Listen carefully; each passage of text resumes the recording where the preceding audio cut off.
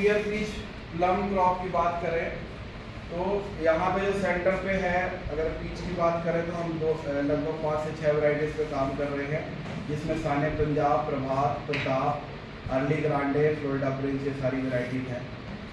अगर पीच को है आइडिया किसी को, तो थोड़ा हम इंट्रैक्शन भी रखेंगे कि आप लोगों को भी क्या पता है। तो अगर पीच की बात करें तो पीच की जानकारी है किसी को? पीच में किस तरह का क्लाइमेट चाहिए, क्या चाहिए? पीच लगाए हुए शानी पंजाब लगाए हुए हैं, ठीक है, वही ज़्यादा कामयाब है। पंजाब में मोस्टली शानी पंजाब ही चल रहा है, और वैसे भी ग्रेन की ओवरऑल इम्यूनिटी में ज़्यादा है हमारे जो 3-4 साल में खत्म हो रहा है। पहले हम बेसिक समझें कि ये वैरायटी जहाँ सर्वाइव क्यों करती हैं, क्योंकि थोड़ा सा भी ये पॉइंट नहीं होना चाहिए कि ये चीज़ नहीं हो सकती, क्योंकि आप अलग अलग इलाके से आए हो तो ये सोच के आए हो कि यहाँ ये चीज़ हो जाए तो कामयाब हो। तो अगर हम पियर, पीच, प्लम, एप्पल, इन चारों क्रॉप्स की बात करें तो जितनी भी वेराइटीज़ यहाँ पे उगाई जा रही है वो सारी लो चिल वेराइटीज, ऐसी वेराइटीज़ जो हाई टेम्परेचर पे भी सर्वाइव कर जाती है। चिलिंग रिक्वायरमेंट की बात करें, कभी आपने पढ़ा होगा तो जो फ्लावर इंडक्शन है और फ्रूट बनने के लिए एक चिलिंग रिक्वायरमेंट होती है कि कितने जो विंटर के जो टाइम है वो इंडक्शन के लिए यूज होते हैं, उसको हम क्या बोलते हैं? चिलिंग। तो उसका कैलकुलेशन का अलग अलग पार्ट है। जो हिमाचल में वैरायटियां हैं उनका चिलिंग रिक्वायरमेंट 800, 1000, 2000, ऊपर आप जैसे जैसे अपर एरिया में जाते जाओगे सबसे ज़्यादा आपको चिलिंग रिक्वायरमेंट चेरी के लिए होती है, लगभग 3000 तक। तो अभी चेरी जो है स्पेशली उसमें कोई ऐसी वैरायटी नहीं बनी, लो चिल वैरायटी, जो आपकी गर्म इलाके में सर्वाइव करे। सेम एप्रीकॉट की बात करें तो एप्रीकॉट में भी बहुत ज़्यादा ऐसी वैरायटी जिसको हम खुमानी बोलते हैं, तो लोग क्वेश्चन करते हैं खुमानी भी लगा लें, तो खुमानी में भी ऐसी कोई वैरायटी नहीं है लो चिल वैरायटी जो यहाँ पे बहुत अच्छे से सर्वाइव करे। उसके बाद आपकी बात अगर लोगों के दिमाग में रहता है ठंडे इलाके में कीवी होती है, तो क्या कीवी लगा सकते हैं?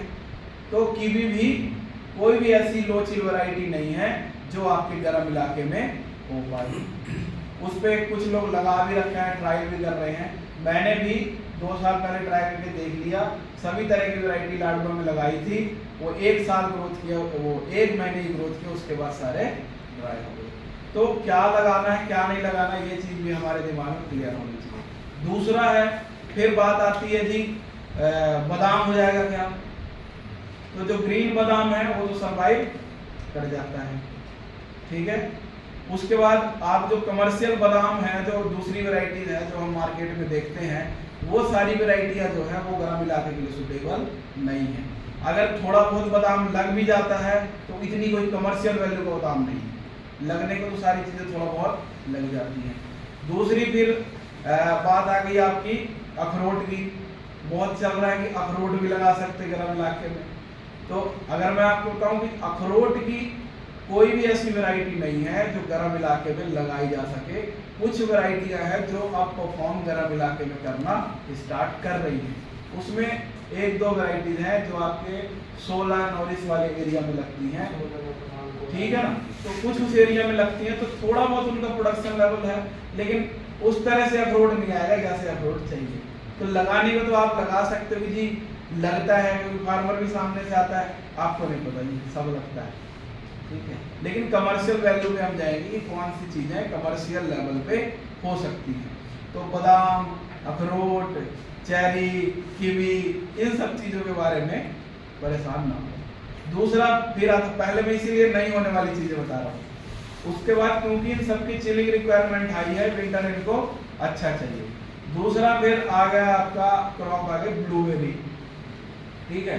ब्लूबेरी में स्ट्रिक्टली अगर फ्लोरिडन वैरायटी है, कुछ फ्लोरिडन वैरायटी हैं जो ट्रॉपिकल नेचर की हैं, जो ट्रॉपिकल एरिया में सर्वाइव करती हैं, वो वैरायटी आप अडॉप्ट कर सकते हैं। लेकिन रैंडमली कोई भी ब्लूबेरी का प्लांट उठा के आप ले आओगे और बोलोगे उसमें फ्रूट लगने लगे, वो पॉसिबल नहीं है। तो वैरायटी स्पेशली आपने सेलेक्ट करनी है। कुछ जैसे पालमपुर की तरफ कुछ लेबोरेटरीज हैं जो ब्लूबेरी के प्लांट्स बनाते हैं, तो उनमें कुछ ट्रॉपिकल वाली ब्लूबेरीज भी वो बना रहे हैं। तो कुछ ऑथेंटिक सोर्स से ले जहाँ पे रिजल्ट हो। विदाउट रिजल्ट आप कोई भी पैसे बेकार ना करें कि आप 20,000 रुपए के ब्लूबेरी के प्लांट लेके आ गए और जी फ्रूट कब लगेगा, फ्रूट कब लगेगा। क्लाइमेट की रिक्वायरमेंट के बाद ब्लूबेरी में एक दूसरी प्रॉब्लम है पीएच की। कि पीएच लेवल आते हो प्रताप की तरफ, ठीक है, प्रभात की तरफ साइज छोटा है बट उसकी स्वीटनेस अच्छी है।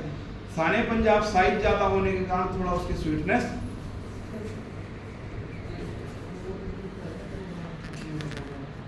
करें तो पियर में आपका Punjab beauty, Punjab nectar, Punjab gold, ये वैरायटियां हैं बीच की, जो कि ना सॉफ्ट नाशपाती में आती ना हार्ड नाशपाती में, ये बीच की वैरायटी है। फिर हार्ड वाली आ गई आपकी पंजाब नाक या पत्थर नाक। पत्थर नाक जो वैरायटी है पुरानी वैरायटी है, जो हार्ड वाली जिसको हम पियर बोल देते हैं, हार्ड वाली नाशपाती बोल देते हैं, उसका जो कलर है थोड़ा सा क्या है, उसमें डॉट्स ज़्यादा आ जाते हैं, तो उसमें ज़्यादा ब्राउनिश दिखती है वो बनने के बाद। उसी से थोड़ा सा सिलेक्शन करके बनी हुई वैरायटी पंजाब नाम, जिसमें हार्ड तो है बट उसका स्किन कलर थोड़ा सा शाइनिंग है, उसमें थोड़ा सा लाइट कलर है, तो मार्केट ठीक मिल जाता है। तो हमारे पास पंजाब नाक वैरायटी है। फिर एक वैरायटी है निजी सिकी। निजी सिकी भी एशियन पियर में आती है, बाहर से हार्ड है और अंदर से पूरी वो सॉफ्ट वैरायटी है। निजी सिकी अभी नहीं है, बहुत पहले इंडिया में आ गई थी, लेकिन किसी ने उसको पॉपुलर डेवलप ही नहीं किया किसी ने। पंजाब एग्रीकल्चर यूनिवर्सिटी ने बहुत पहले इसको इंट्रोड्यूस कर लिया था, लेकिन प्लांटिंग मटेरियल में उन्होंने ज़्यादा नहीं बनाया और कोई कमर्शियल ऑर्चर्ड में नहीं रखा, क्योंकि कहीं ना कहीं ये था कि ग्रीन वैरायटी और इनकी मार्केट बहुत ज़्यादा थी, तो कोई ऐसी वैरायटी इंट्रोड्यूस करना जिसकी मार्केट का पता ही नहीं है, वो थोड़ा सा चैलेंजिंग था। इसलिए किसी ने निजी सिकी वैरायटी को ज़्यादा प्रमोट नहीं किया। कहीं पीआईयू में जाएंगे तो कहीं आपको 100 पौधों के साथ 1 पौधे, 2 पौधे, 4 पौधे इस तरह से दे देते हैं, लेकिन यहाँ पे हमारे पास लगभग 24 प्लांट्स हैं उसके निजी सिकी वैरायटी, जिससे हम प्लांट्स बनाते हैं। पूरे एक लाइन है, हमने भी ट्रायल के तौर पे एक तरह से लिया था, अब हमने एरिया बढ़ा दिया है। बट ये है कि ग्रोथ बहुत अच्छी है, प्रोडक्शन बहुत अच्छा है। इस साल का लगभग एक प्लांट का प्रोडक्शन लगभग 1 क्विंटल से ऊपर था। 8 साल का प्लांट है, 8 से 10 साल के जो हमारे प्लांट है, कुछ 9 ईयर के, कुछ 8 ईयर के, तो प्रोडक्शन उनका 1 क्विंटल से ऊपर था। एक सिंगल साइज जो होता है निजी सिकी का, आपका 350 ग्राम का सिंगल फ्रूट बन जाता है। अगर आप इसको अगर सर पत्थरनाक से कंपेयर करें, 8 साल का पत्थरनाक, उसका प्रोडक्शन और इसमें लगभग बराबर, सेम, लगभग बराबर, बस वही है इस पर डेवलपमेंट अच्छा हो। जो गांठें बनती है ना, वो प्रैक्टिकल में बताएंगे अभी क्या क्या करना है आपने। तो जो गांठें बनती है वो, अगर नाशपाती में ऐसा कुछ भी नहीं है कि प्रोडक्शन कम है ज़्यादा, अगर इस पर डेवलपमेंट अच्छा हो जाएगा तो आपका प्रोडक्शन अच्छा हो जाएगा।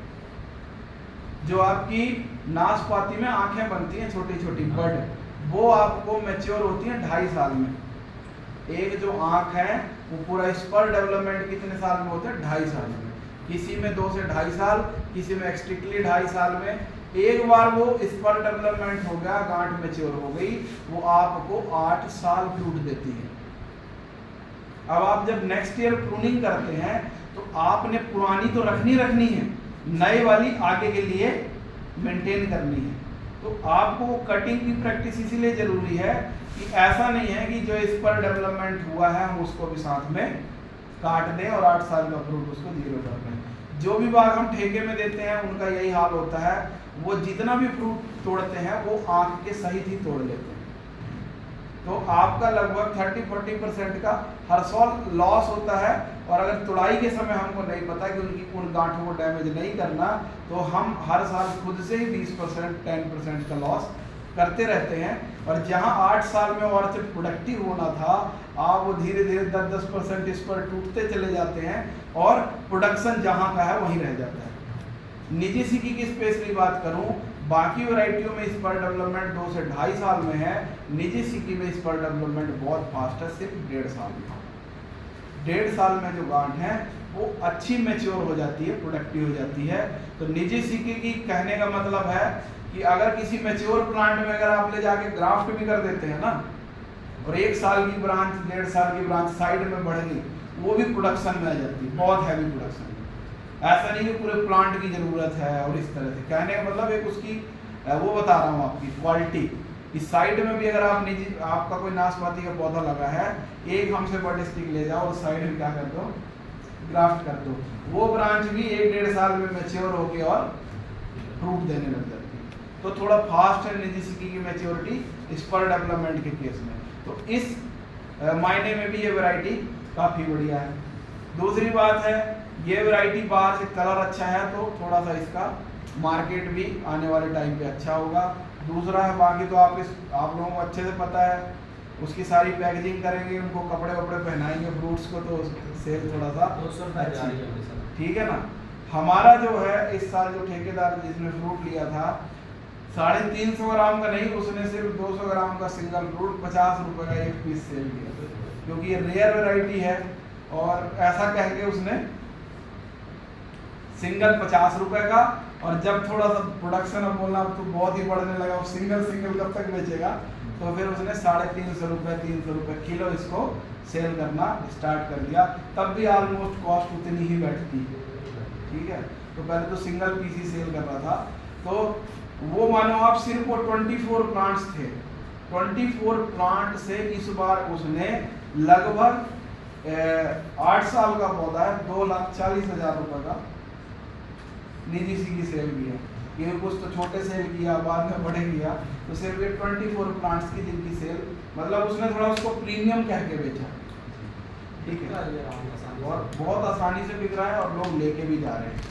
मैं तो इसीलिए हैरान था कि यार 50 रुपये का भी नाशपाती खा रहे लोग सिंगल, वो भी अभी पूरा साइज नहीं हुआ था, 350 का नहीं हुआ था, सिर्फ 200 ग्राम का ही नाशपाती था, उसको भी लोग ले जा रहे थे। इवन ठेकेदार के पास था तो हमको भी 50 रुपये में ही खरीदना पड़ता था अगर खाने के लिए लेके जाना। तो वैरायटी का सिलेक्शन बहुत ज़रूरी है, स्पेशली जैसे जयदीप जी आए हैं। जयदीप जी, ये वैरायटी सारी आपके लिए सुटेबल है। बारामती में इस साल मैंने ये 3 वैरायटियाँ लगवा दी हैं। बारामती है ना, केवीके, बारामती में अभी 1 महीने पहले पियर, पीच, प्लम, निजी सिक्की और ये सारी चीज़ें, लीची, सारी वहाँ प्लांटेशन कराया। अभी शायद नेक्स्ट मंथ या अभी दिसंबर में मैं बारामती विजिट करने भी जाऊँगा, उन्होंने बुला रखा है। इसका क्या क्या वो 4 फार्मर पकड़े हुए हैं, तो शायद वहाँ भी अगर सर्वाइवल होगा। दिक्कत क्या है, पहले सिर्फ लोगों ने क्या प्रमोट किया, हरिमन 99 और अन्ना एप्पल, लोचिल वैरायटी थी, पूरे देश में लग सकती थी, लेकिन आड़ू वाले बुखारा लोचिल वैरायटी थी, पूरे देश में क्यों नहीं लग सकती, क्योंकि किसी ने ट्रायल नहीं लिया। अब धीरे धीरे ट्रायल ले रहे हैं। आप जैसे जहाँ अभी नागालैंड में भी एक मैडम ने लगा रखा है, वहाँ भी सर्वाइवल ठीक है। अभी लोग राजस्थान में तो चल ही रहा है, राजस्थान में, पंजाब में, वहाँ तो कोई प्रॉब्लम ही नहीं है। बहुत ड्राई जोन भी है, वहाँ भी अच्छा सर्वाइव कर रहा है। पियर भी काफ़ी अच्छी प्रोडक्शन है पियर की भी, और आपका पीच भी बहुत अच्छे सर्वाइव कर रहा है। आप लोग बैठे हैं। अब उहर में एक है अभी फार्मर प्रदीप करके, इस साल उसने 1 एकड़ का लगभग था, उसके 234 समथिंग प्लांट थे। चौथे साल का था पीच का प्लांट, 3,70,000 रुपये का उसने ठेका दिया। वो बहुत अच्छा प्रोडक्शन था। तो ऐसा नहीं है, छत्तीसगढ़ की बात करें, महाराष्ट्र की बात करें, आप उड़ीसा की बात करें, जहाँ भी बात करें, वैरायटी का इंट्रोडक्शन जब तक आप नहीं कराओगे, उनका रिजल्ट नहीं देखोगे, वो सर्वाइव नहीं करेंगे। 6 महीने पहले छत्तीसगढ़ गवर्नमेंट ने भी कृषि विज्ञान केंद्र ने संपर्क किया था, लेकिन सिर्फ उनको उतने में आलस आ गया कि हम पौधे कैसे ले जाएंगे। सिर्फ वो इस कारण यहाँ से नहीं ले जा पाए थे। केवीके बारामती वाला थोड़ा सा वो एक तरह से वो है, अमीर कृषि विज्ञान केंद्र है वो, तो वो यहाँ से पौधे उठा के ले गए, जबकि छत्तीसगढ़ वालों को मैंने बोल दिया था दिल्ली से मैं रखवा भी दूंगा पौधे कि वहाँ ट्रायल लो, लेकिन वो थोड़ा सा पीछे रह गए। कहीं से हरिमन मिल गया वो लगा लिया, बाकी पे ट्रायल नहीं कर रहे। तो थोड़ा सा तो हमको मेहनत करनी पड़ेगी प्लांटिंग मटेरियल के केस में। तो थोड़ा सा अलग अलग वैरायटी के कैरेक्टर है। ये हम एक बार देख सकते हो, प्लांट्स वगैरह दिखाएंगे। ये अलग अलग वैरायटीज है जिनका प्रोडक्शन लेवल भी बहुत अच्छा है और सर्वाइवल। एक चीज़ इन वैरायटी में है जो आपको मैंने ये दिखाई, Punjab soft, Punjab beauty, Punjab nectar और पंजाब गोल्ड, इन सारे वैरायटी में जहाँ अगर टेम्परेचर आपका बहुत ज़्यादा, जैसे टेम्परेचर वेरिएशन हो जाता है कि एकदम से फरवरी में टेम्परेचर चेंज हो रहा है एकदम से, तो आप पंजाब नेक्टर गोल्ड वैरायटी नहीं लगाएं। अगर इन वैरायटीज में लगाना है, टेम्परेचर में अगर सडन चेंज होता है फरवरी मार्च के टाइम पे, जैसा किन्नू में आपका देखा गया कि किन्नू में टेम्परेचर वेरिएशन का फ्लावर ड्रॉप बहुत था, तो सिर्फ आपने लगानी है कौन सी वैरायटी, अगर कहीं टेम्परेचर वेरिएशन आता है तो Punjab beauty. Punjab beauty in तीनों में ऐसी है कि थोड़ा सा टेम्परेचर का वेरिएशन सर्वाइव कर लेती है। तो अगर पंजाब ब्यूटी, नेक्टर, गोल्ड ये जो वैरायटी है एक ही नेचर की तीनों वैरायटी हैं, इनमें अगर लगाना है तो आप पंजाब ब्यूटी सेलेक्ट करो, क्योंकि पंजाब ब्यूटी थोड़ा सा हाई टेम्परेचर में भी सर्वाइव ठीक कर जाती है। बाकी पंजाब नाग जो है उसमें कोई प्रॉब्लम नहीं है, हार्ड नाशपाती हो आप लगाओ, सदाबहार है। निजी सिकी लगाओ, वो भी एशियन पियर है, कोई प्रॉब्लम नहीं, फ्लावर ड्रॉप की, फ्रूट सेटिंग की कोई दिक्कत नहीं, टेम्परेचर वेरिएशन के कारण। इन ये जो 3 वैरायटी में है इनमें पंजाब ब्यूटी है जो आपका सर्वाइव अच्छा है। ठीक है, इससे रिलेटेड कुछ अगर क्वेरी आती हो तो आप पूछ सकते हो। इनकी शेल्फ लाइफ कम है? नहीं इनकी सर नहीं, ये जो वैरायटी है बब्बू गोसा से इनकी जो सेल्फ लाइफ है वो अच्छी है, बिल्कुल जो सॉफ्ट नाशपाती है, क्योंकि ये दोनों के बीच के नेचर की वैरायटी है, ना बहुत सॉफ्ट है ना बहुत हार्ड है। वो सॉफ्टनेस तो आपका जो अंदर एक दाने से आते हैं ना नाशपाती में खाने में, उससे लगता है पता, तो स्किन से ज़्यादा नहीं है उसमें। जो फ्लैश वाला पार्ट है अगर उसमें आपको थोड़ा भी वो दाने दाने से आते हैं मतलब सेल्फ लाइफ उसकी बाकी सॉफ्ट वैरायटी से अच्छी होगी।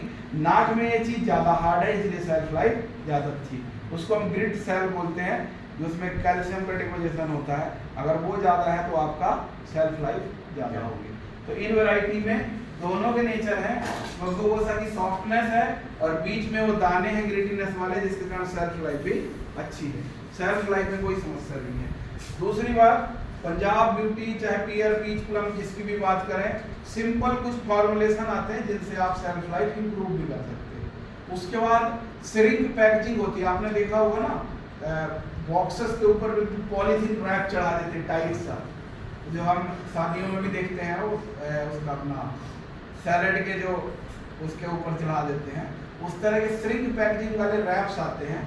अगर आप श्रिंक पैकेजिंग में रखते हो तो भी सेल्फ लाइफ आपकी इम्प्रूव होती है। वो भी आपको बताऊंगा कि सेल्फ लाइफ इम्प्रूव करने के लिए भी क्या करना है।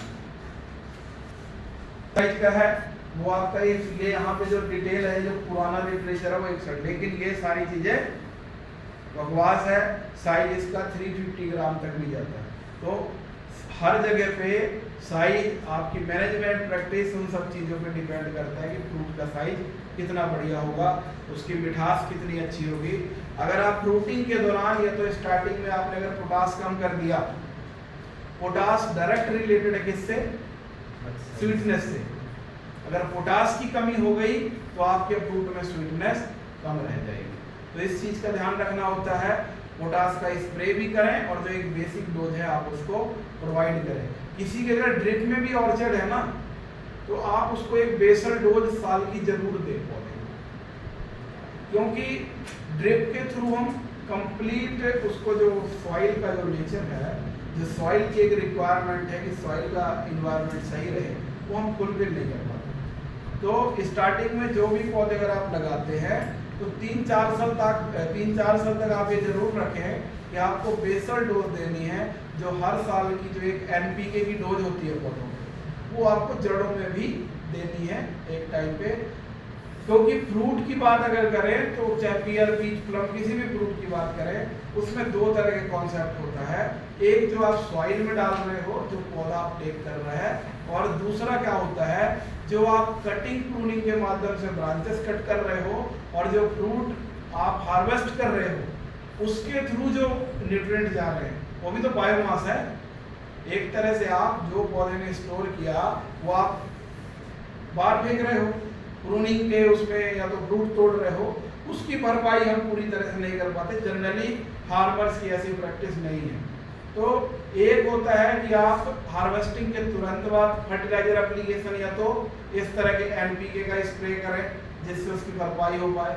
दूसरा ये है साथ में ड्रिप चलती रहती है, तो आपका एक बीच का जो फर्टिलाइजेशन शेड्यूल है अगर आप वो फॉलो करेंगे तो 1 टाइम ना देके उसका स्प्लिट में अगर ड्रिप कर दोगे आप, तो वो भी एक फायदेमंद होता है।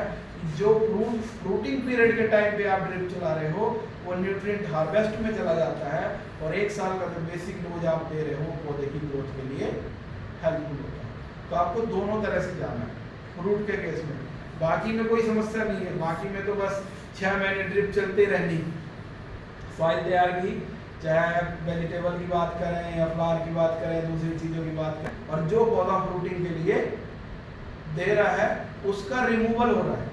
जो मैं बोल रहा हूँ वारी ना बात समझ में, एक न्यूट्रिएंट रिमूवल है और एक सॉइल के थ्रू रिप्लेसमेंट है उसकी, जो आप फर्टिलाइजर डोज नीचे देते हो बेसल डोज। और दूसरा, आप हर साल आपने अप्रैल मई में पूरी ये जो फ्रूट है आपने हार्वेस्ट कर लिए, उसके बाद आपने दिसंबर में सारी प्रूनिंग करके ब्रांचेस काट दी, तो एक तरह से जो स्टोर मटेरियल था आपने काट दिया ना, तो वो भी तो चला गया पौधे में से।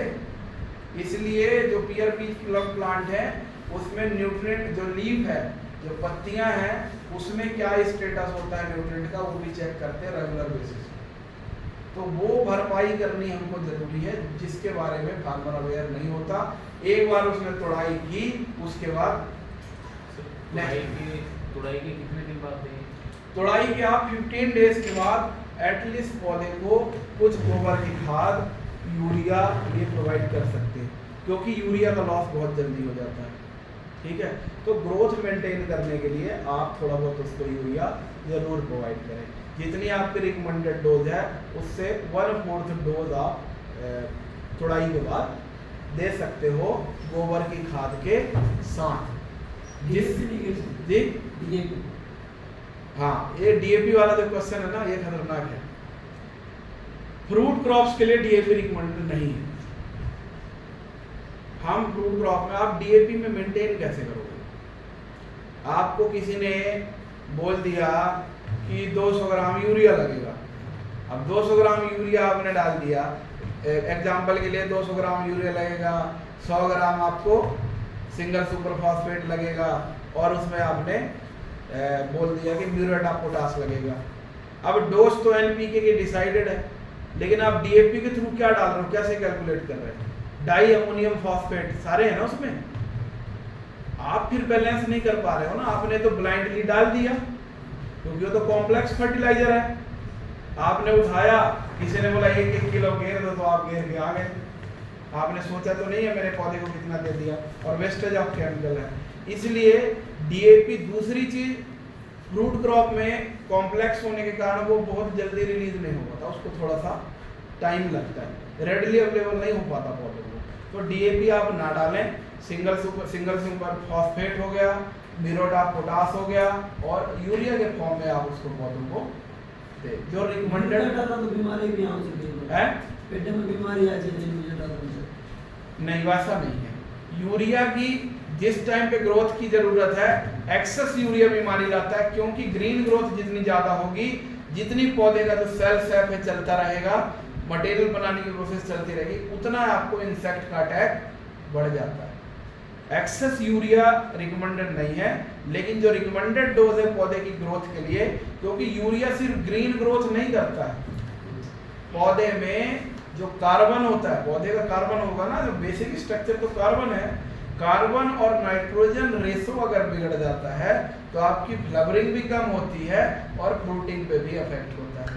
तो कार्बन टू नाइट्रोजन रेशो जो है वो मेंटेन रहना जरूरी है।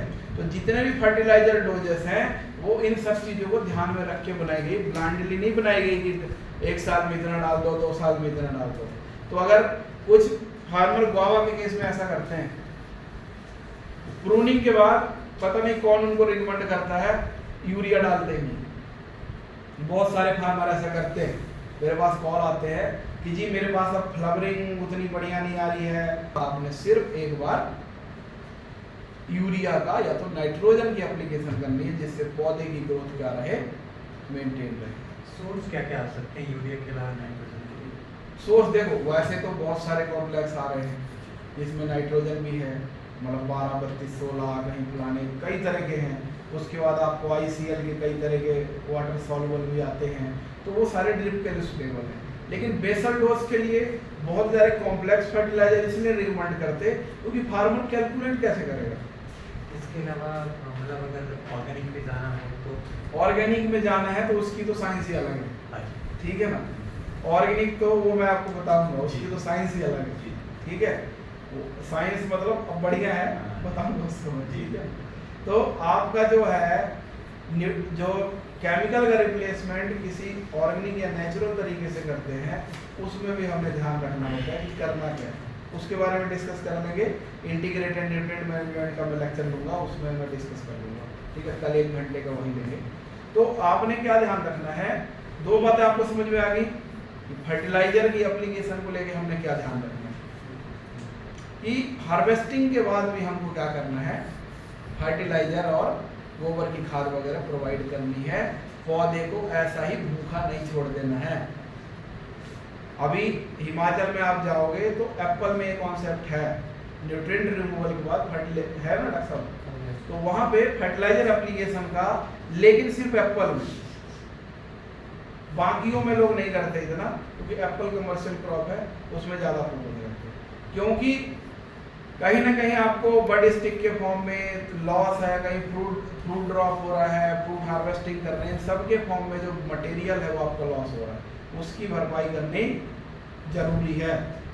तो सिर्फ आप यूरिया और गोबर की खाद ग्रोथ के लिए मेंटेन करें, उससे दो फायदे हो जाते हैं। आप प्रॉपर एक खेत में तो ट्रैक्टर चला लेते हैं, बेसिन एरिया बिल्कुल क्लीन कर देते हैं और एक बार खाद दे देते हैं, उससे आपको एक समस्या दूर हो जाती है फ्रूट फ्लाई वाली भी, क्योंकि फ्रूट फ्लाई के अंडे कहाँ हैं, जड़ों में, ठीक है। जो आपका फ्रूट में उसने अंडे दे दिए, अंडे देने के बाद जो छोटे छोटे कीड़े निकले, आपने क्या किया, सारा कहाँ फेंक दिया, खेत में।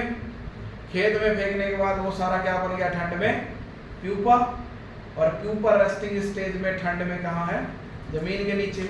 और जब अगले साल मकर संक्रांति के बाद थोड़ा सा टेम्परेचर इधर हुआ, इवन दिसंबर के बाद भी कोई फ्रूट फ्लाई एक्टिव हो जाती है। जनरली ये है कि 14-15 जनवरी के बाद वो एक्टिव हो जाती है फ्रूट फ्लाई ज़्यादा।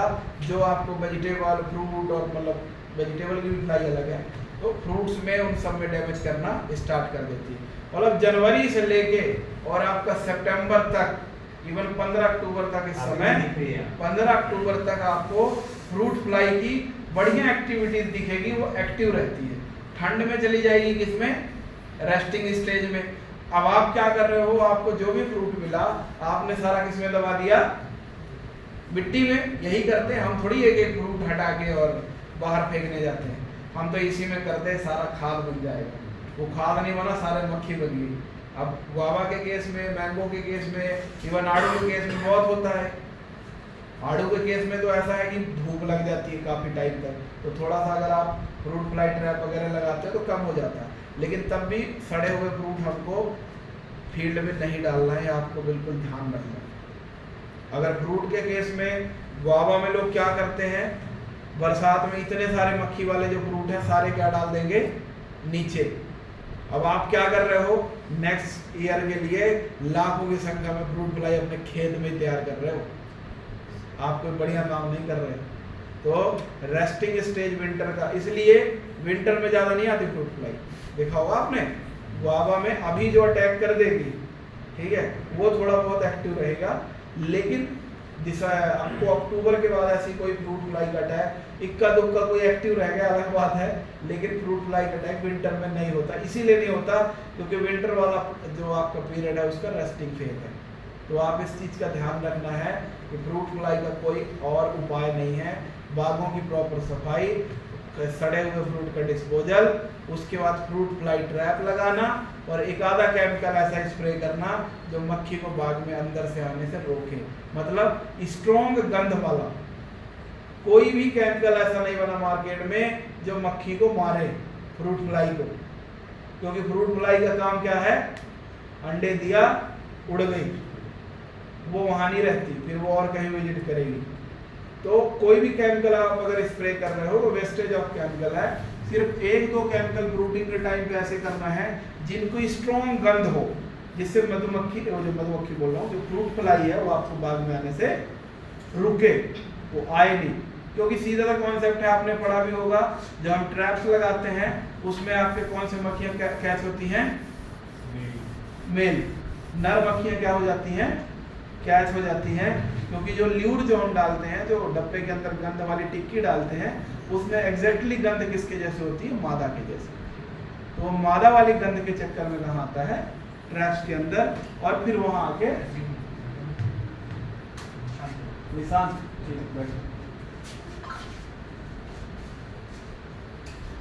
तो ये भी खा लीजिए। तो सड़े हुए फ्रूट्स कहाँ डाले जाएं? सड़े हुए फ्रूट या तो आप एक पिट बनाएं, उस पिट में मिट्टी का तेल डालें, उनमें आग लगाएं। ये प्रॉपर डिस्पोजल तो यही है कि सारे फ्रूट्स को एक गड्ढे में डाल के उसको जला दें, और कोई उपाय नहीं। अगर आप साइड में भी गड्ढा खोद के रख लेते, ऊपर ही काट देते, तो वो भी फिर इकट्ठा ही 2-4 लाख अलग से बना रखे आप, ठीक है ना।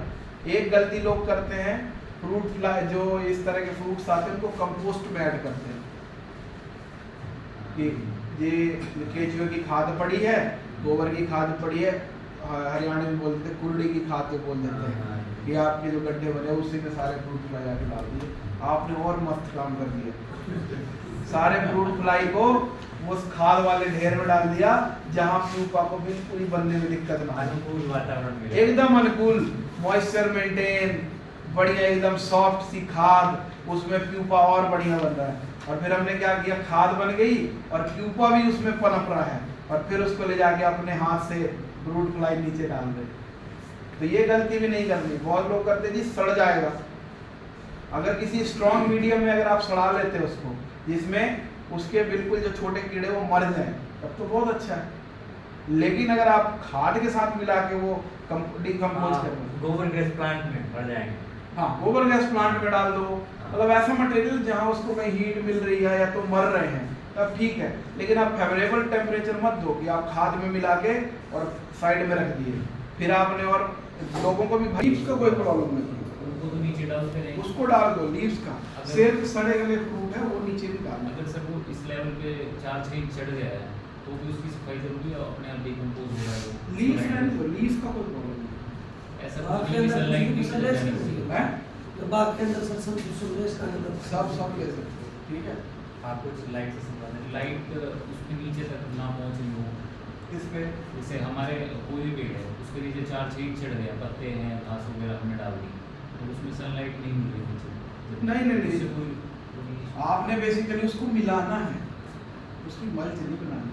सर कई तो मंच भी करते हैं ट्राली से, उसका मल्च जो है ना, धीरे-धीरे धूप का सॉइल में तो ठीक है, इस सोलर रेडिएशन से आपको जो है सॉइल स्टेलाइज होगी, वो अलग बात है, ठीक है।